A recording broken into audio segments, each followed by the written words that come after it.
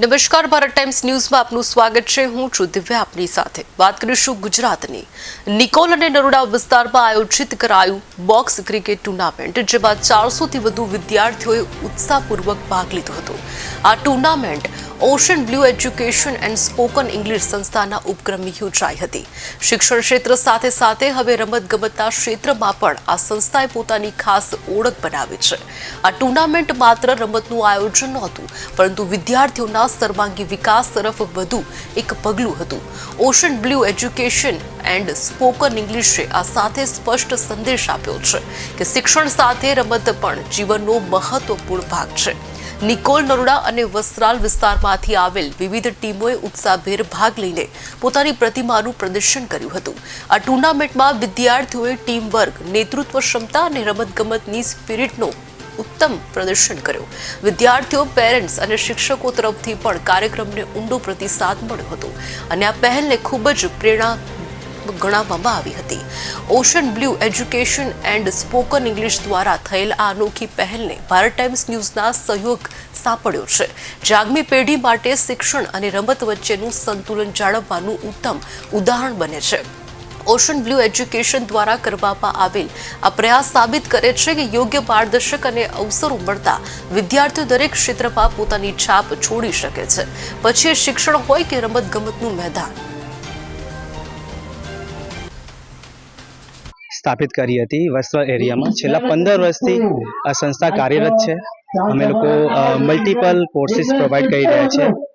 And અગર જો કોર્સિસની વાત કરું તો spoken English course, IELTS PT, visa services and school education 4th સ્ટાન્ડર્ડથી લઈને 12th સ્ટાન્ડર્ડ સુધી અમે લોકો પ્રોવાઈડ કરીએ છીએ।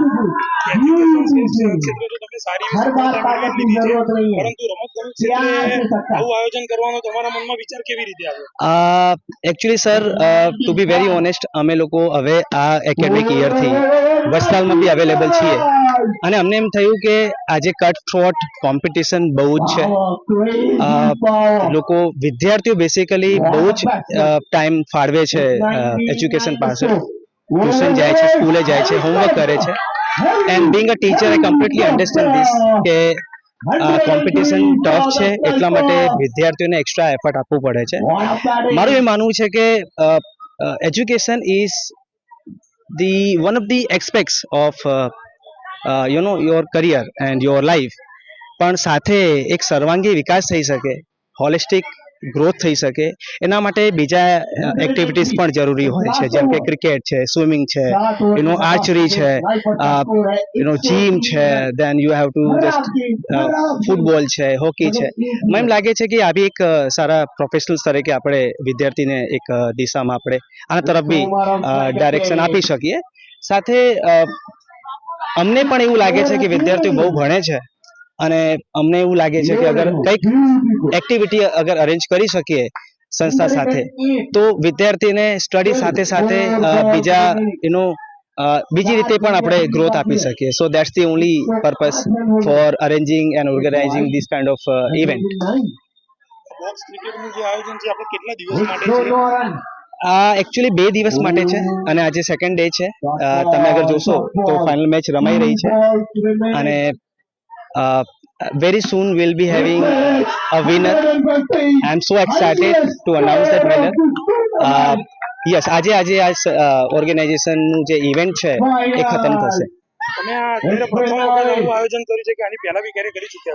પહેલા આપણે આવી એક્ટિવિટીઝમાં ભાગ લીધું છે, પણ આજે આ રીતે કમ્પ્લીટલી નિકોલમાં બધા જ લોકો, બધા જ વિદ્યાર્થીઓ, બાળકો આ ઇવેન્ટમાં ભાગ લઈ શકે અને એક લેવલ સુધી આપણે એને લઈ જઈ શકીએ। તો યસ, આ જે ઇવેન્ટ છે એને આ રીતે ઓર્ગેનાઇઝ આપણે સમજો કે પહેલી વખત નિકોલ એરિયામાં થાય છે।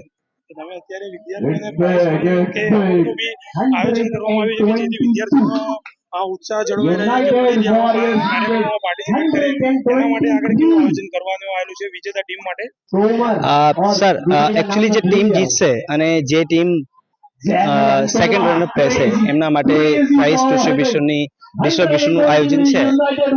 અહીં જે ફાઇનલ કપ છે એ આપવામાં આવશે મેન ઓફ ધ મેચ એ આપવામાં આવશે, બેસ્ટમેન બેસ્ટ બોલર એમને પ્રાઇઝ આપવામાં આવશે. તો this is the way that we are thinking to provide momentum to students. ભવિષ્યમાં આવા બીજા કોઈ પ્રોગ્રામ કરવાનું આયોજન કરું? એકચ્યુઅલી છે સર, આ ઓશન બ્લુ છેલ્લા 15 વર્ષથી જે સેવા આપી રહી છે, અમે લોકો એમાં સક્સેસફુલ તો રહ્યા જ છીએ. અમને લાગે છે કે એક સ્પોર્ટ એક એવું એક્સપેક્ટ છે જે વિદ્યાર્થીને એમાં ઇન્વોલ્વ થવું જ જોઈએ. સ્ટડીના કારણે વિદ્યાર્થીઓ ઓછા ઇન્વોલ્વ થાય છે, એ એક દુઃખદ વસ્તુ છે. પણ અગર હું મારી રીતે અથવા અમારી સંસ્થા અગર આ રીતે કંઈક ઓર્ગેનાઇઝ કરે કે દર વર્ષે